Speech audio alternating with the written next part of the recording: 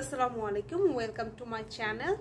আজকে আমি আরেকটা নতুন শপিং হল নিয়ে চলে এসেছি। আজকে আমি মূলত আপনাদের সাথে শেয়ার করব ঈদের আগ মুহূর্তে আমি কি শপিং করলাম। আমার একদমই শপিংয়ে যাওয়ার ইচ্ছে ছিল না। আমি এবার ঈদে কোনো ড্রেসও কিনিনি।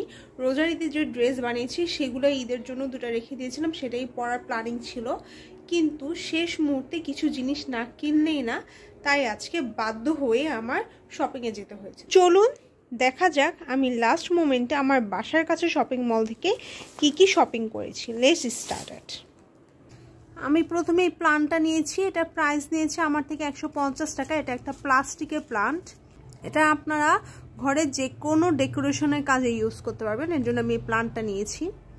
এটা আমি কোথায় ইউজ করবো সেটাও আপনাদের সাথে খুবই রিসেন্টলি একটা ভিডিওতে আমি শেয়ার করব। এরপর আমি একটা ওয়াটার বোতল নিয়েছি। এটা আমি আরএফএল থেকে নিয়েছিলাম। এটার প্রাইস পড়েছে 585 টাকা। আমার রুমে যে ওয়াটার বোতলটা আছে সেটার মুখটা আপনার ফেটে গিয়েছে, যার কারণে পানি খেলে পানিটা পড়ে যায়, এর জন্য আমি একটা নতুন ওয়াটার বোতল নিয়েছি। এরপর আমি 3 কালারে 3 জোড়া জুতা নিয়েছি। প্রত্যেক জোড়া জুতার প্রাইস পড়েছে 400 টাকা।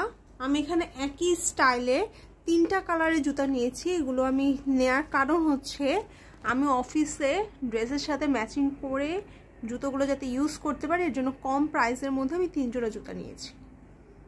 এরপর আমি একটা স্প্যাচুলা কিনেছি। এটা প্রাইস নিয়েছে 100 টাকা। যেহেতু আমার আগে স্প্যাচুলাটা নষ্ট হয়ে গিয়েছে, এর জন্য আমি একটা নতুন স্প্যাচুলা কিনে নিয়ে এসেছি। এরপর আমি একটা পাপোস নিয়েছি। এই পাপোসটা নিয়েছে আমার থেকে 300 টাকা। এটা আমি আমার রুমে ঈদের সময় বিছানোর জন্য নিয়ে এসেছি। এরপর আমি 2টা বাস্কেট নিয়েছি, এরকম ঢাকনা সহ বাস্কেটগুলো। এটার প্রাইস নিয়েছে আমার থেকে ইচ 150 টাকা করে।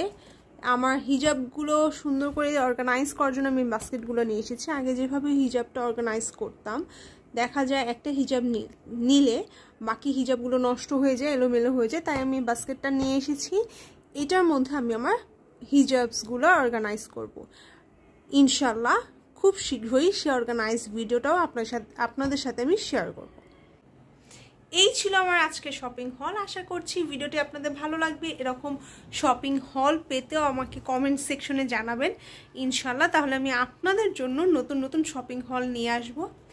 এতে করে আপনাদের একটা প্রোডাক্টের প্রাইস সম্পর্কে ধারণা হয়ে যাবে, কোথায় ইজিলি প্রোডাক্টসগুলো পাবেন সেটারও একটা ধারণা হয়ে যাবে। আর প্রোডাক্টটা ভালো না খারাপ, আপনারা কিনবেন কি কিনবেন না, ওর্থ ইট কিনা, সেটাও আপনাদের জানা হয়ে যাবে। তাহলে এখানে আমি আমার ভিডিওটি শেষ করছি। সবাই ভালো থাকবেন, সুস্থ থাকবেন। আল্লাহ হাফেজ।